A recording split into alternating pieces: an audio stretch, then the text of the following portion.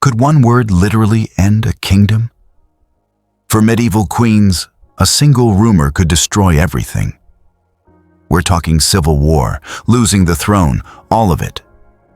A queen's reputation wasn't just pride, it was her most valuable weapon.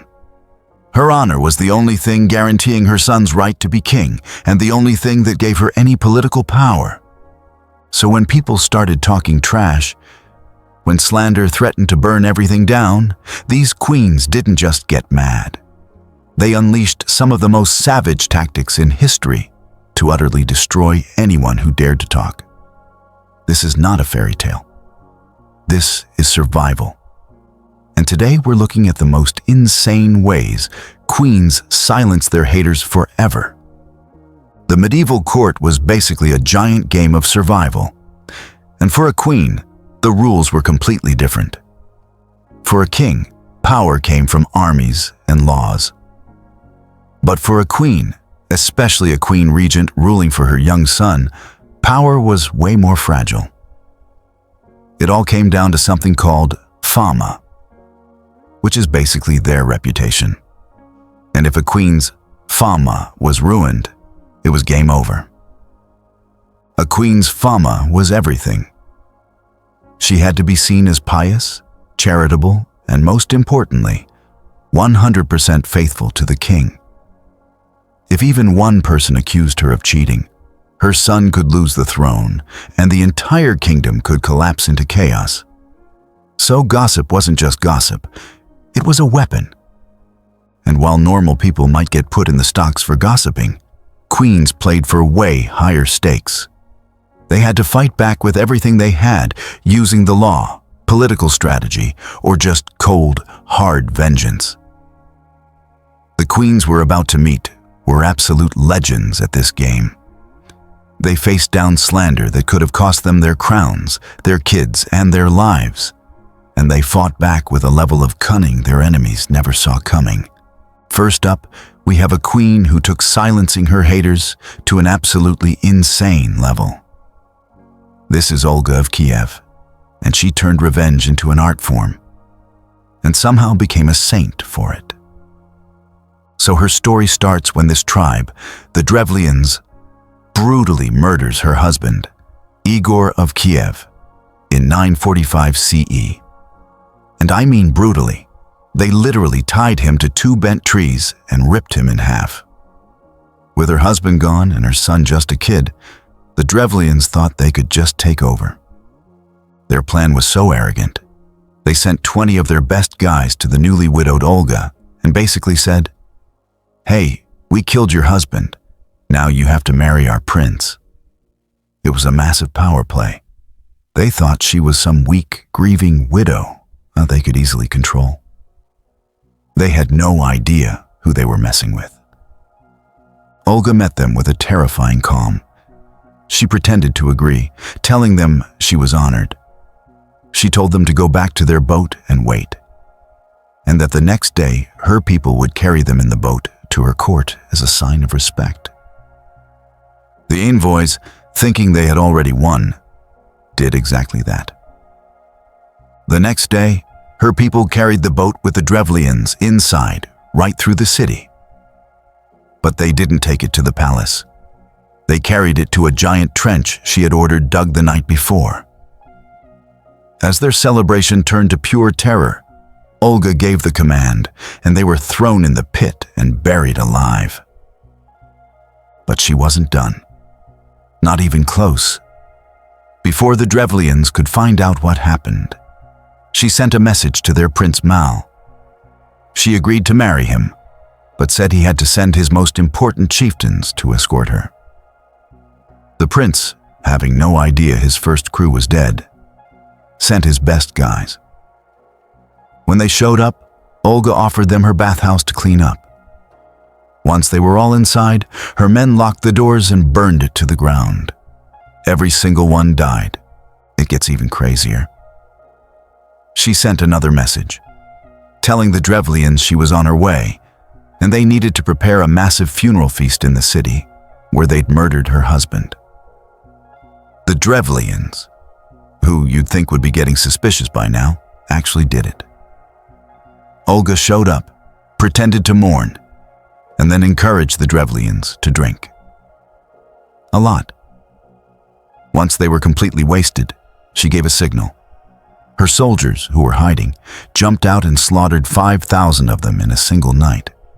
For her final move, and this is unbelievable, she laid siege to the Drevlian capital of Iskorostan for a whole year. The starving citizens begged for mercy.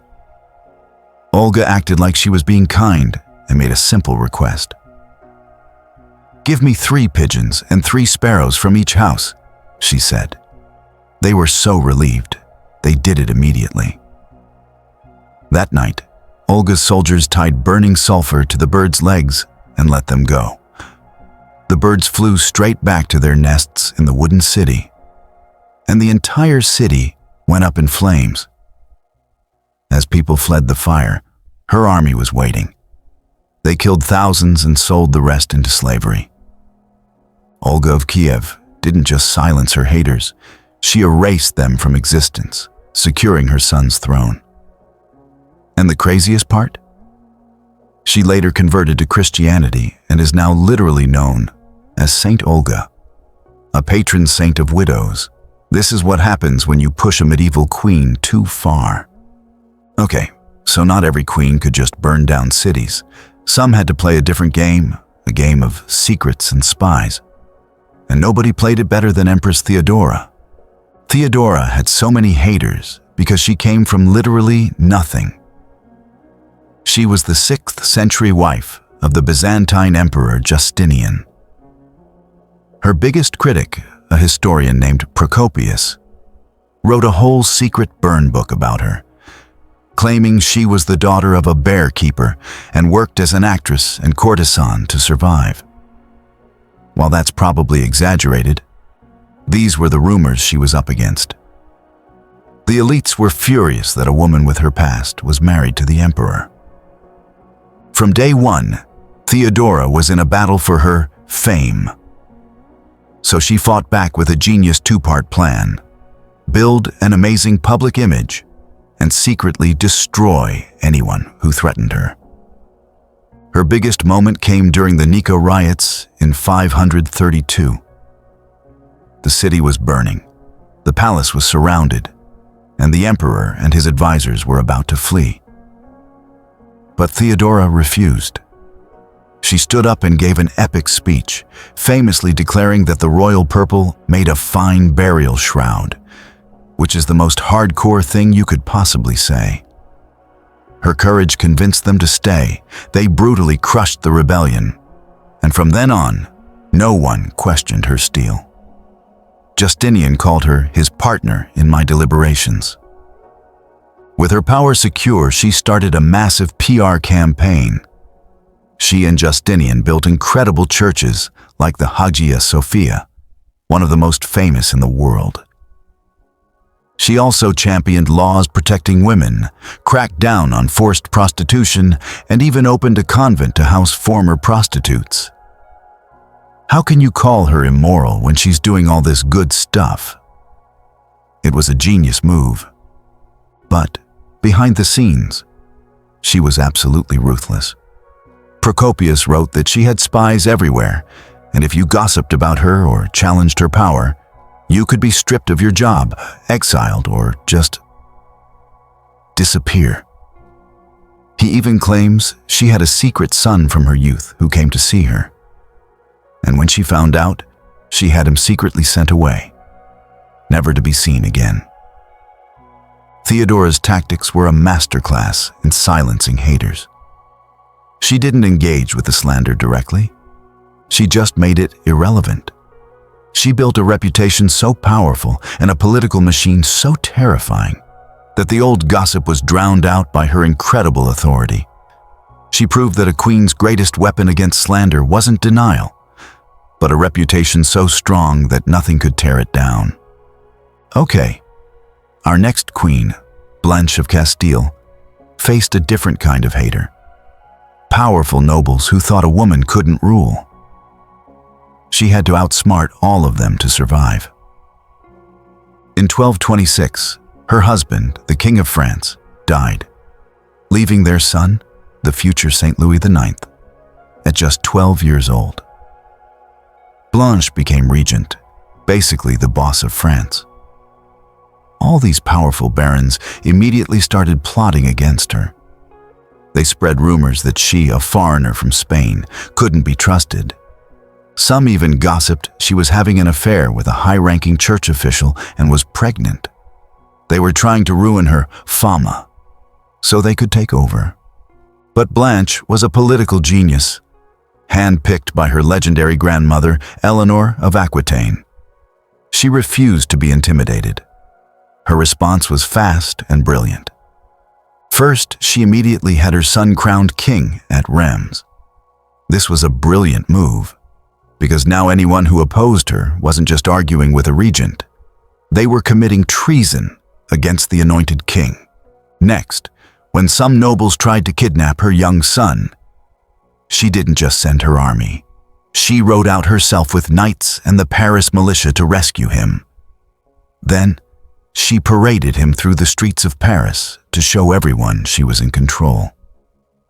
She personally led armies into battle, at one point even gathering firewood herself to keep her soldiers warm.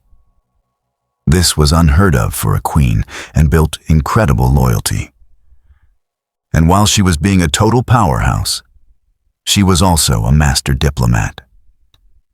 She skillfully broke apart the alliances against her by making smart deals, arranging strategic marriages, and even showing mercy when it benefited her. She systematically dismantled the opposition until they were all forced to submit to her rule. Like Theodora, Blanche knew image was everything. She built a reputation for being extremely pious and just. She supported the church, which in turn supported her. The image she created was of a fierce, devout mother protecting her son's divine right to rule, making it much harder for her enemies' slander to stick. Even after her son was old enough to rule, she remained his most trusted advisor. Blanche of Castile silenced her haters by just being better than them at everything. She was a smarter politician, a better general, and a stronger leader, proving that the best way to shut down haters is with pure, undeniable competence. So you have Olga's insane Firebird revenge, Theodora's secret spy network, and Blanche's 5D political chess. They all had one thing in common. They were all powerful women in a world that hated powerful women. Their very existence was a challenge to the men around them, and slander was the #1 weapon used against them.